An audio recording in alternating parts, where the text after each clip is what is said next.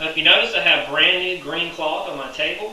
I would like to thank Ivan Lee of Simonis Cloth for graciously donating the brand new 860 and the premium Brunswick rails. I would like to also thank David Rice of All Star Billiards here in Houston for coming in and doing the work and doing a great job of making the table, play like a dream. So with that in mind, the topic of this video is going to be about the playing cloth of your table and maintaining the playing cloth of your table. A lot of people ask, what difference does it make what type of cloth I have on my table?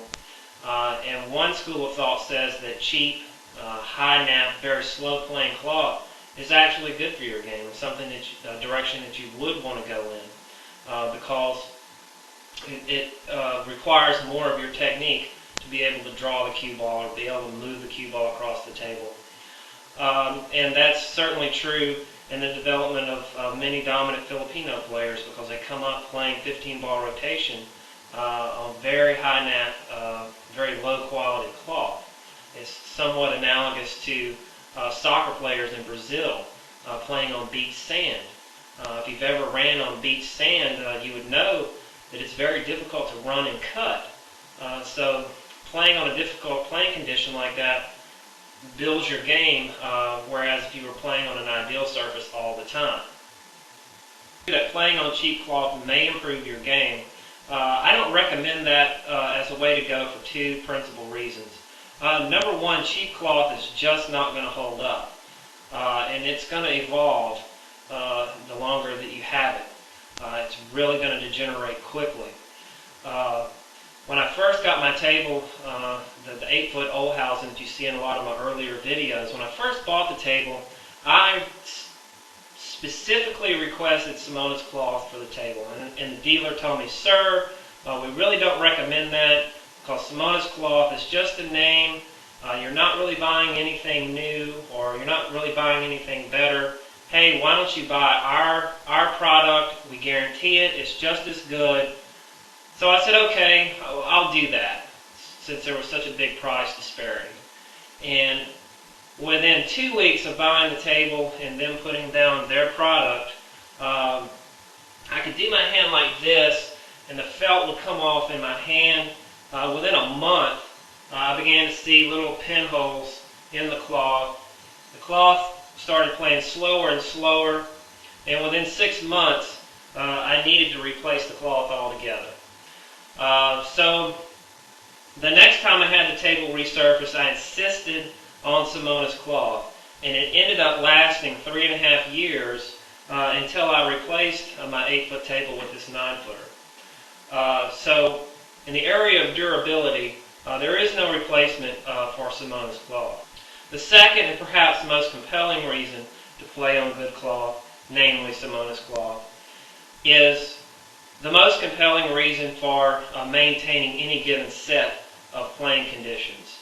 You always want to practice on what you're going to compete on. All right? Very important point to keep in mind. Now, for the most part, in serious pool competitions in the United States, you're going to play on Simonis cloth 860. So if you're serious about competing, if you're serious about developing your game, you want to play on what you're going to compete on. And ultimately, the best tournaments, the regional pro events, and things like the Derby City Classic, tournaments like the U.S. Open, are going to play on this cloth that I have here. So that's another reason really to invest in better cloth. Now once you have the rails that you want, you have the cloth that you want to maintain those ideal playing conditions for as long as you possibly can. And what I'm about to do is show you a few different methods of preventative maintenance that you can do to maintain your ideal playing conditions. The first thing that you do is when you're not playing, you want to buy some type of vinyl cover to go over your table. This is going to prevent dust. This is going to prevent, maybe if you have small children or a pet, from getting up on top of your table and scattering animal dander, spilling a liquid, whatever.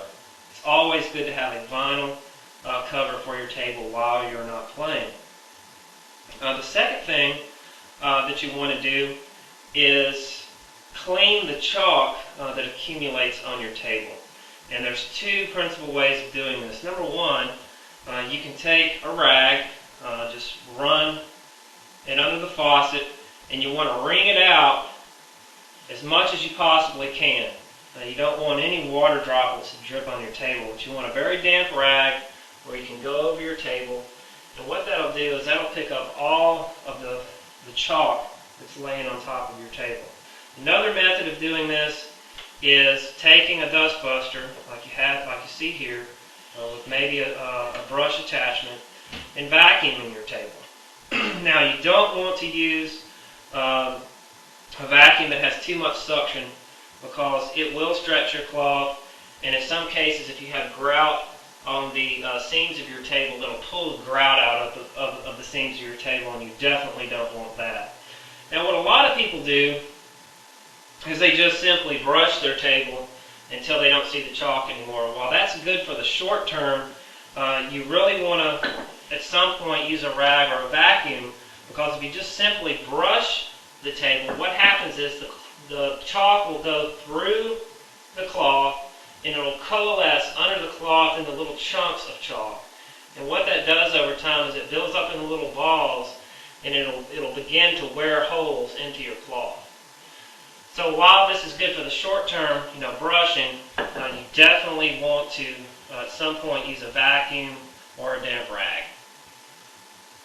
Another thing that I encourage you to do is not to smoke in your personal pool room, not only because it's bad for your health and the people around you, but because tar will build up on the cloth of your table, and tar will also build up on the shaft of your cue, which will really gum up the works. Another good tip for maintaining your playing conditions, if you live in the South, like myself, I live in the Houston area, in a climate that has high humidity, you might invest in an air dehumidifier. Really reducing the humidity in your pool room will definitely keeping your equipment dry will give it more longevity. To maintain your cloth, I'll also recommend against practicing a lot of jump shots. I discourage definitely from you practicing a lot of massé shots. And you might want to ask guests that you have over to refrain from massé shooting and jump shooting, because it's very easy to tear a hole in your cloth when you're massé shooting. Another seemingly trivial thing that you can do to improve the playing conditions on your table is to simply chalk away from the table, so chalk doesn't fall on your playing surface while you're chalking. And when you're done chalking, place it with this part down and with the exposed chalk end up. Because if you do this, chalk is going to get onto the rail, then it's going to get onto your playing surface. So it just reduces the amount of vacuuming and the amount of cleaning that you have to do on your table. There's a few more points on cloth preservation that I want to hit on, and these pertain to racking and breaking. The first thing is when you rack each time on the same point, and you have the balls in the same position on each break. Over time, that's going to wear unevenly on your cloth, especially if you have a habit of wanting to tap the balls in. Yes, that's going to give you a tighter, better rack, but just keep in mind that that's going to accelerate the wear on your cloth. So what I recommend, and you want to tell your opponent that you're doing this, is sort of rack the balls maybe in a little different position each time. Now, yeah, a purist might have a problem with that, but it's just a good way to get more mileage out of your cloth. Another thing to do is that when you're breaking, you don't want to break from the same position each time, because you can wear one spot in your table if you break from the same point every time. Another thing to do, and this might be going against the instinct of a lot of purists, is that every 6 months, just flip which side of the table that you break from. For a while, I'll rack the balls on one side of the table. When I see that there's some wear, then I start racking the balls on the other end of the table. It's just something to get more mileage out of your